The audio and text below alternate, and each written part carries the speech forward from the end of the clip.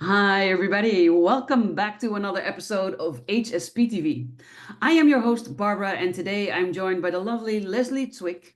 And we are going to be talking about the unstoppable you. And I asked her in our pre-talk, is it becoming the unstoppable you, being the unstoppable you? And we sort of landed on all of it, depending on where your journey is at.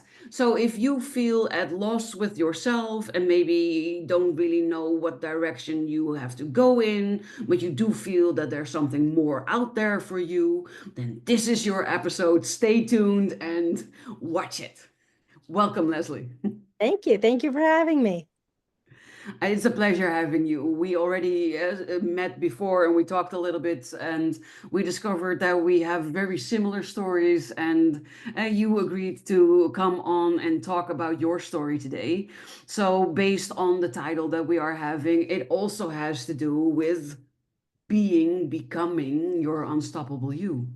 Absolutely. Absolutely. So my story um, is that I have always, on some level, known that I was very intuitive and very in tune with things going on in the world. But as many of us experienced, growing up, it was sort of smushed down. It was sort of the odd thing to do. It was, it wasn't really talked about. It was weird. And so I took those gifts and sort of pushed them aside.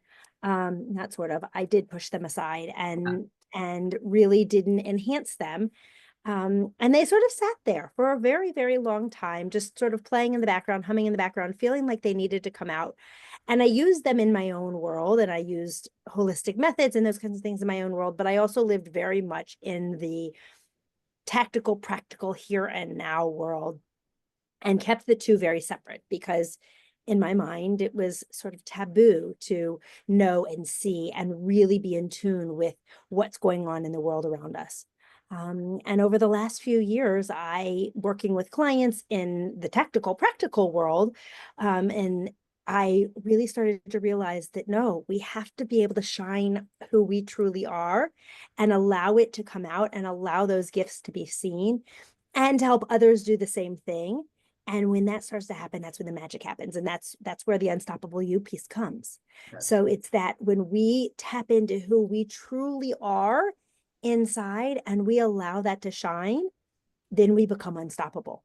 And Yes, it's a process for many of us. for It's not an sure. overnight thing, but it's a powerful and beautiful process that we see when we do it, what happens not just ourselves, but to those that we love most that are in our world, that are close to us, how we also inspire them to do the same thing.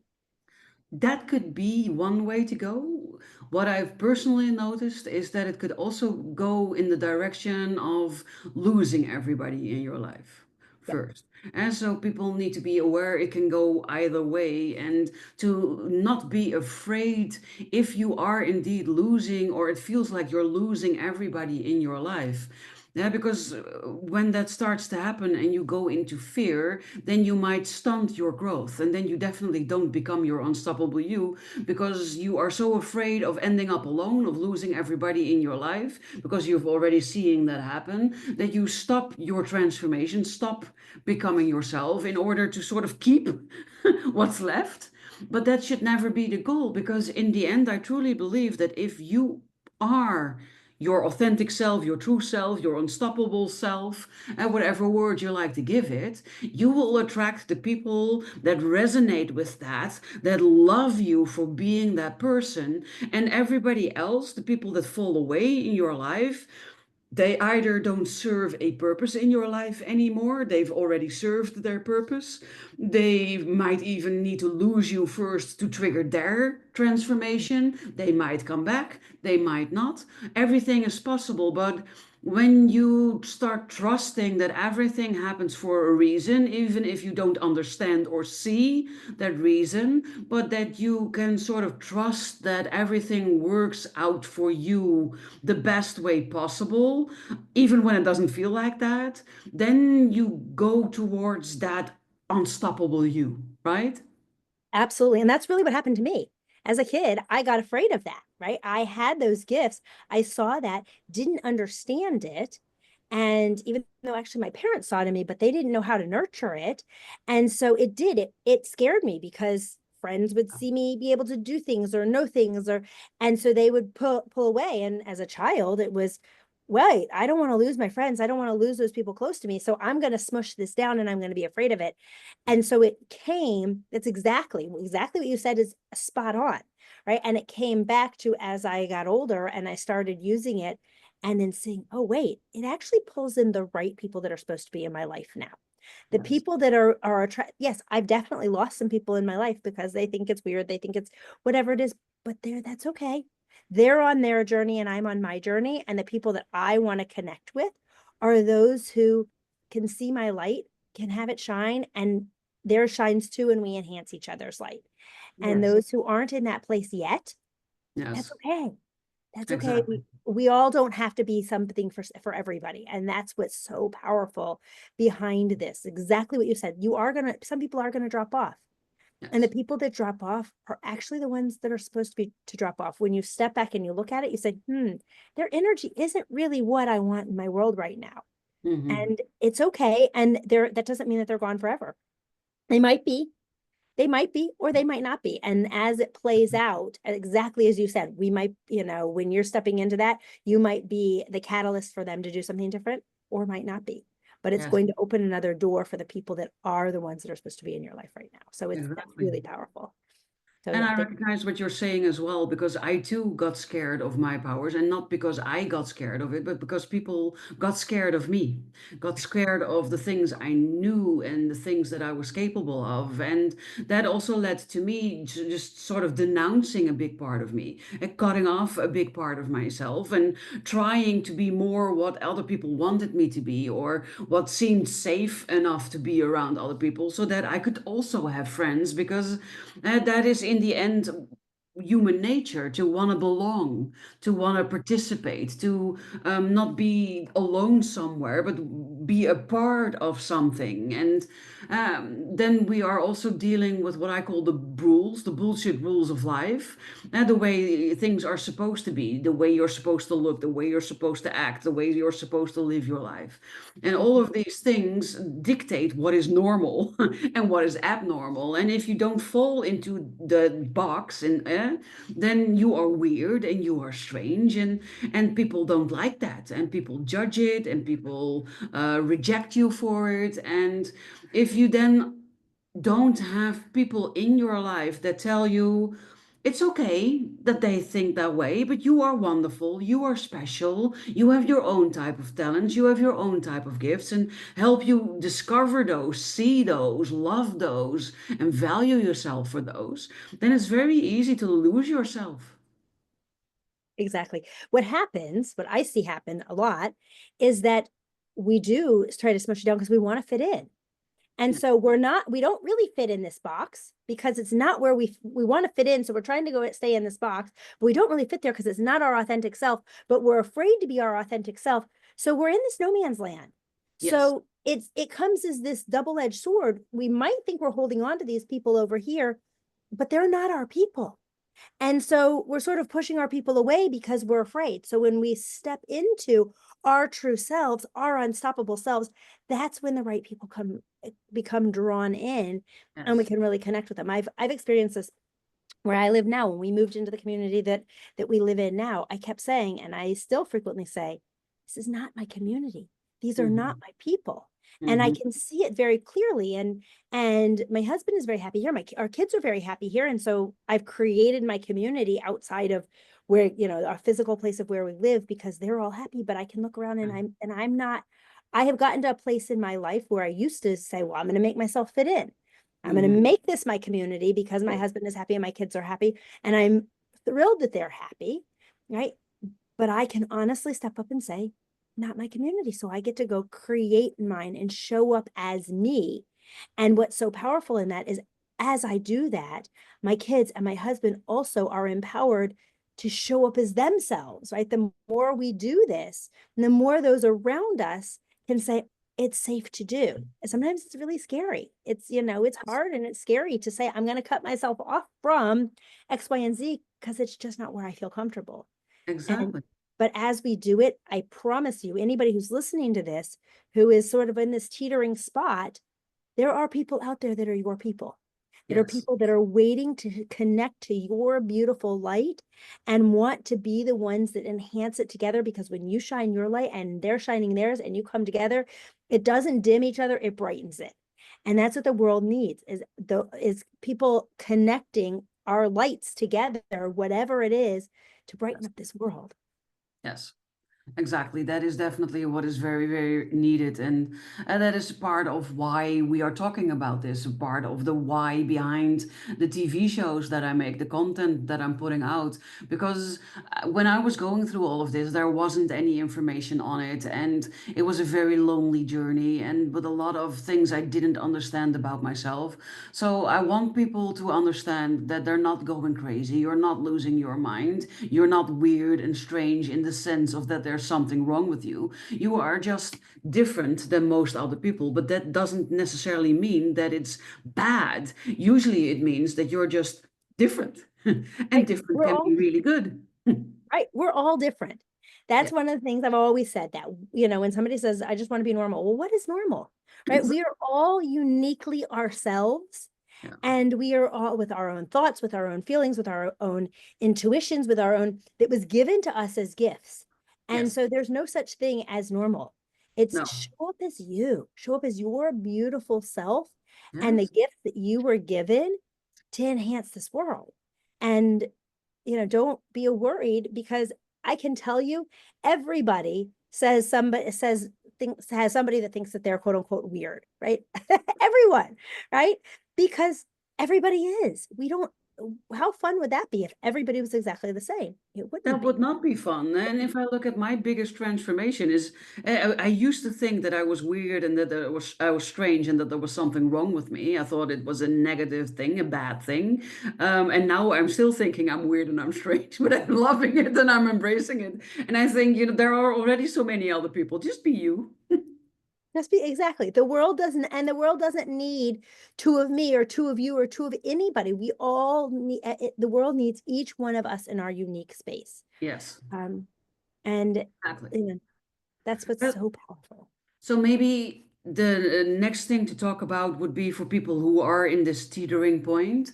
How do you start the journey of becoming your unstoppable self? Yeah. So one of the things that I like to teach people is to really to tune in right here into that heart space, right into that heart chakra space. And we all have this beautiful flame that's there. And some of us are blocking it and some of us are letting it shine. And so I take people through a guided visualization to tap in, and anybody can do this at any time. You sit down, you plant your feet firmly on the ground, take some really deep breaths in, relax, and just tune into that space and look at that flame. Watch it. Look at what color it is. Look at how it feels. How warm is it? How cool is it? What is it to you? And then wherever it is, turn up the dial on it. Right? Turn it up so it's as all the way up and glaring as brightly as it possibly can, and just allow your body to feel that. And the more you do that once a day, twice a day, just for a minute or two, it helps you start to feel that and you radiate that and it builds up that confidence. And when you do that, it starts to clear out some of those energetic blocks, right? Many of us, everyone has blocks that are blocking it, that are shielding it from the world because we've built it up to protect ourselves. But when we turn it up, it helps to start to clear some of those things out.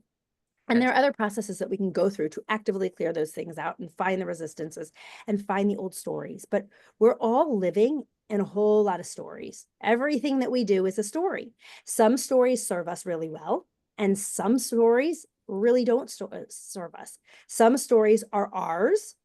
Many stories are not ours. They belong to our parents. They belong to our friends. They belong to societies. They came from previous lifetimes that we've brought in. They came from wherever and they're just stories. So when you catch yourself in a story and ask yourself, is this story really serving me? Does this story make sense? It might have served me at some point in time, but is it serving me now? If the Yeah. answer is no, then it's time to step out of the story. One of the things that I love to teach people is how to be the author of their own story, right? How to be the author and then the hero in their own story. We get to change it at any point in time, right? We are the author. We get to hold the pen and write that story at any point in time. And so if we're going down our writing our story and we get to a point that we say, no, I don't really like this anymore, we get to change the story just like that, right? Yeah. If you've ever sat with an author, they have many variations. Their character starts going down a road and they say, I don't like that, how that character is going. So I'm going to change this in the story. Yes. We can do that in our lives. And every time we recognize that and do it, we create what we want. When we write the story, we start showing up that way. So if We are there's some, saying something yep, really important here because a lot of people think that we are the victim of circumstance or that we are the slave of our thoughts and that we are the playing ball of life and that we don't have any control over things. And let's face it, there are lots of institutions that want us to think that, that want us to feel that way. So if you're listening to this and watching this and you recognize yourself in it, it's not your fault. There, a lot of things are against you, but it is good. That was what I was thinking. It starts with awareness. The mhm, first step is to be aware that it doesn't have to be this way. The second step is to become aware of the things that are stopping you, the blocking you, the thoughts that you're thinking that are not serving you, the stories that you are holding true for yourself that are not true or no longer serving you. And sometimes we create stuff that comes from a survival strategy that helped us for a while in that specific situation. But life changes, you change, circumstances change. So you regularly need to ask yourself, is what I'm doing still the best thing to do? Is this still serving me? Is this something I want to keep on doing? Is this a habit I want to keep having in my life? And so that requires self-reflection and introspection. And so it starts with awareness and then it starts with self-reflection and introspection. And I love the exercise that you're sharing because that's a beautiful energy exercise that definitely clears lots of things.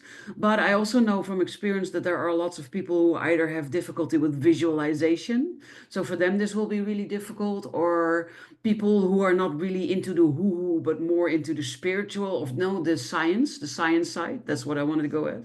So there are many different roads that lead to Rome, right? There are many yep, different ways of doing it. And that is the beauty, I think, of what I do, what you do, is that we all have either our own method or I have many different ways of doing the same thing. And I help people to discover the thing that works for them.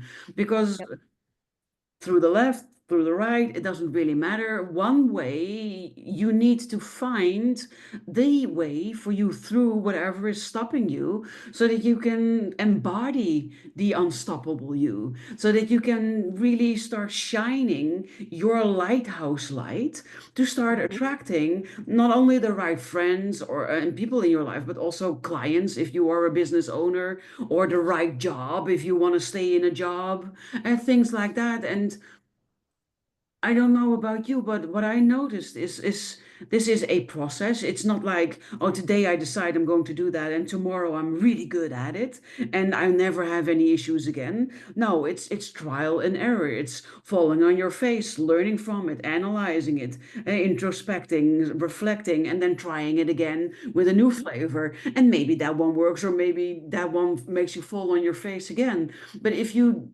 stop seeing it as a failure, but instead see everything as learning experiences. And that is absolutely. already a big shift in your thinking, a big shift in your perspective that allows for opportunities instead of stuckness. Yep. And it's also it's shifting the perspective along those lines. It's shifting the perspective of everything's happening to me to I get to create these things. So if things there's a lot of ick that happens in our lives, Yes. but it's how do I handle it, right? So Yeah. I was actually talking to a client this morning who's going through a lot of really hard things right now, really awful things going on in her world, and it's all real. Her Mm, mother just passed away, her uncle just passed away. There's, things are happening in her business that aren't good. It's all real, right? It's mhm, all very real. And so, but part of what we started to work through in an exercise that I took her through, we went through clearing some of the energetic blocks. And they also said, we need to connect into the joy. And she sort of froze up when I said that. And I said, bringing in the joy does not mean that is not saying these things aren't going on. They're mhm, absolutely going on and they are absolutely real. But when we Yes. bring in the other energy of the joy, it helps us focus and handle the things that are icky going on in our lives right now in a Yes. different way. And It it helps to changes it. transmute it, actually. Yes. Yes, exactly. It helps transmute it. It helps change all of it and shift it out. But when we get so stuck in all of the yuck that's happening, and there is a lot of yuck that's happening in the world right now, when we get so stuck in that, that's the energy that we hold on to. And Yes. we get that choice at any point in time, an emotion, a feeling. Emotion is literally energy and motion. Yes. And so when we feel that emotion, there is no such thing as a bad emotion or a good emotion. It's just Oh, energy. So yes. when you come in and you feel this emotion of fear, of anxiety, of frustration, of fill in the blank, honor it, recognize it, don't smush it down. I always teach people to say it, vocalize it, because when you vocalize it and say, I feel frustrated, I feel angry, you're letting it go. Yes. But I choose happiness, I choose joy, I choose love, right? Yes. They're all a choice. So many people are always searching for, I just want happiness in my life. Well, you get to Yes. choose that every single day. Happiness is a choice every single day again. Yes. Happiness is a choice. Gratitude. This is the number one thing. If anybody's listening and wants something, a quick way to get out of an feeling icky, right, is to turn into gratitude. Because gratitude is the highest frequency. So when you turn into gratitude, you're always going to lift your frequency immediately. So Yes. even if you're not grateful for the situation that you're in, find something else you're grateful for. Look outside. I'm grateful for the fact that it's sunny outside. I'm grateful that I have a roof over my head. I'm grateful that I have food on my table. I'm grateful for fill in the blank. It doesn't have to have anything to do with what's going on in your life. It doesn't feel good, but it's going to change your frequency. It's going to change your energy, and it's going to open you up to Yes. say, I choose to bring in the energy of happiness, of joy, of love. Not that this bad stuff isn't going on, but then you approach the bad stuff in a different way. You become the author and the hero in your story of how am I going to show up in this bad stuff? Yes. What am I going to do about it? How can I handle it? How can I drive the bus instead of letting the bad stuff drive the bus? And when you start to shift that, everything changes. Yes. You Yes. know, I also like to feel into the feeling of it. So I love to practice gratitude the moment I open my eyes in the morning, because before any other thought or energy can take hold of you. mhm. And then I can just open my eyes and just think, oh, I'm so grateful for my bed.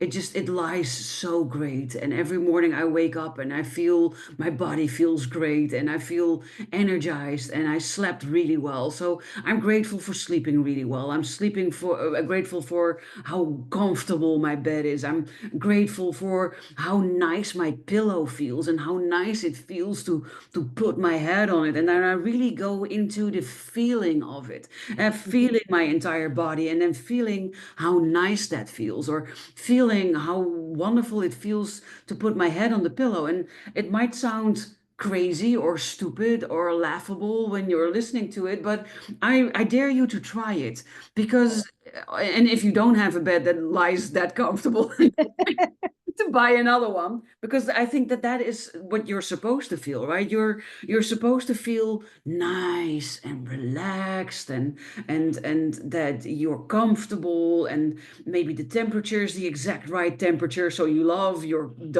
cover, right? Because it keeps you warm but not too hot, not too cold. All of these things are things you can always be grateful for, even when you're in the midst of a deep grieving process. Yep, absolutely. Right. What we focus on is what grows. So I Yeah. do the same thing. I start my morning with the things that I'm grateful for, and I actually end my day on what I call my wins of the day. So I I focus on, at least I actually keep a notebook by my bed where I write down a minimum of 3 wins of the day.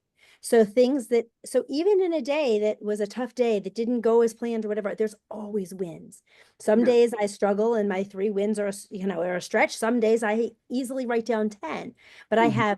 I've been doing this for 9 years, so I have many notebooks filled of wins, which is Yes. really powerful. Because what Yeah. happens is when you start doing that, when you start your day in gratitude, exactly how you just said, and you end your day in wins, you're sandwiching it in the good, and you start looking for those things in the middle of your day. I know that every day I'm not going to go to bed without writing down a minimum of 3 wins. So what happens during the day? I start finding the wins. So when something doesn't go the way I want it to go, I find the win in it so I can write it down. Hmm. And it Yes. feels so good. And so what you focus Attitude. on, you're creating it, right? You're creating that peace throughout your day. When somebody says to me, oh, I had a horrible day, nobody's entire day is horrible. There are always good moments in it. You may have had many rough moments, but your entire day is not horrible.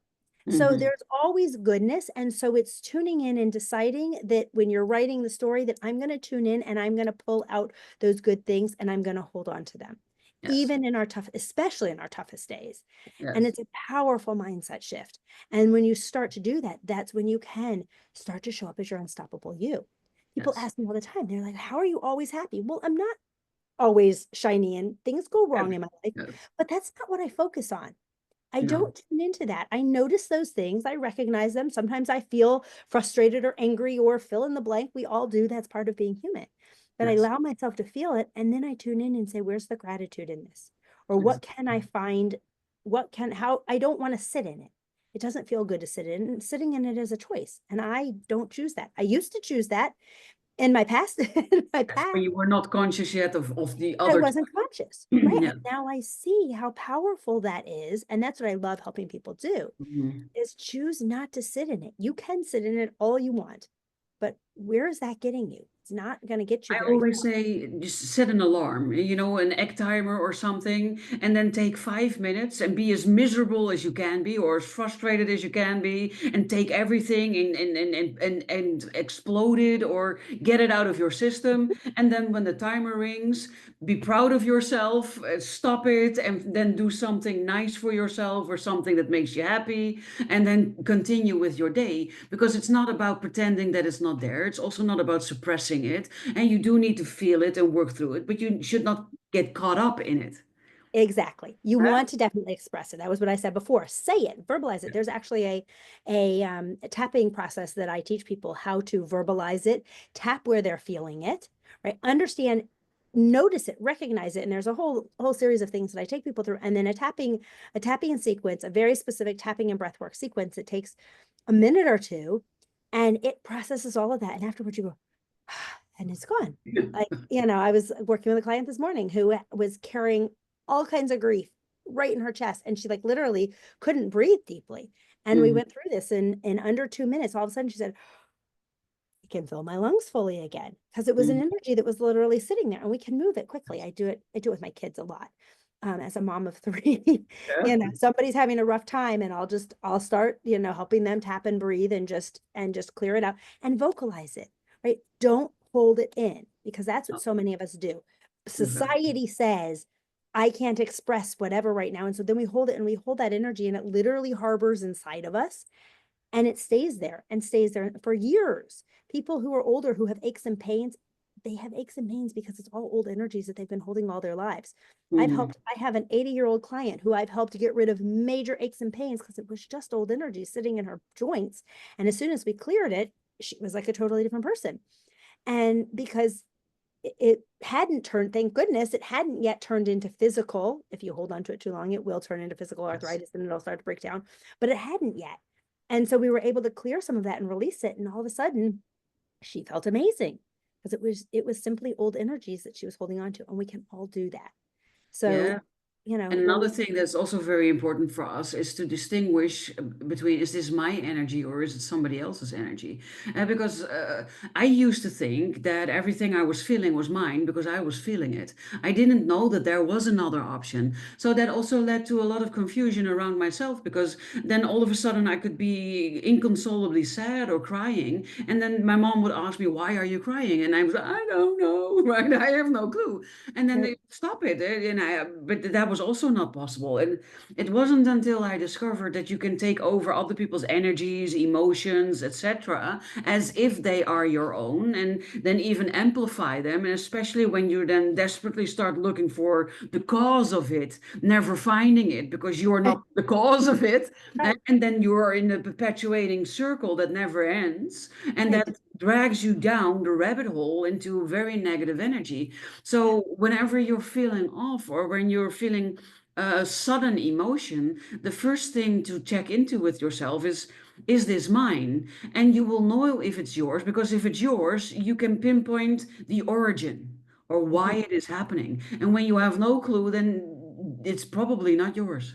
right. Well, sometimes also we think it's ours. Our brain plays a funny trick on us. I had this the other day with my husband. He came in and his back was really bothering him.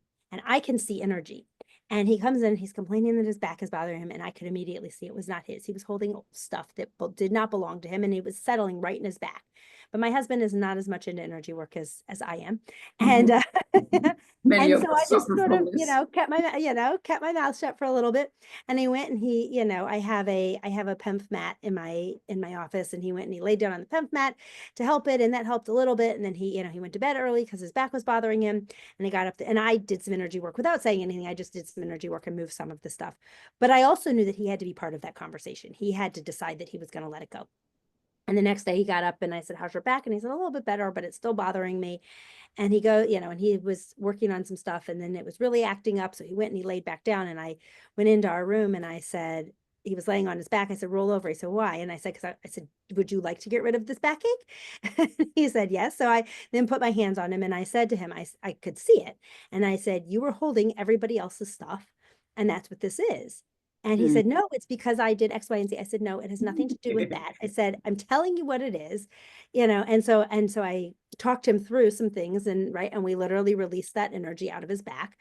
And the stuff that he was holding stuff from his parents, he was holding stuff that was mine, he was holding stuff that was our kids, right? All the stuff being the father and the husband and the son and all the things that needs to Yes. support everybody, which is very common, and he's holding it all in his back.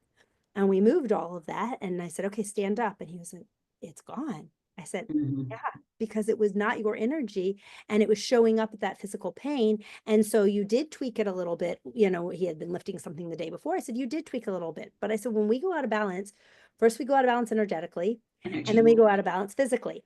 And in order to heal, first we have to come back into balance energetically, and then we can heal physically." I said, "So if we're out of balance energetically, it's going to cause us to do something physical to make us think that that's what the To cause address it. issue is."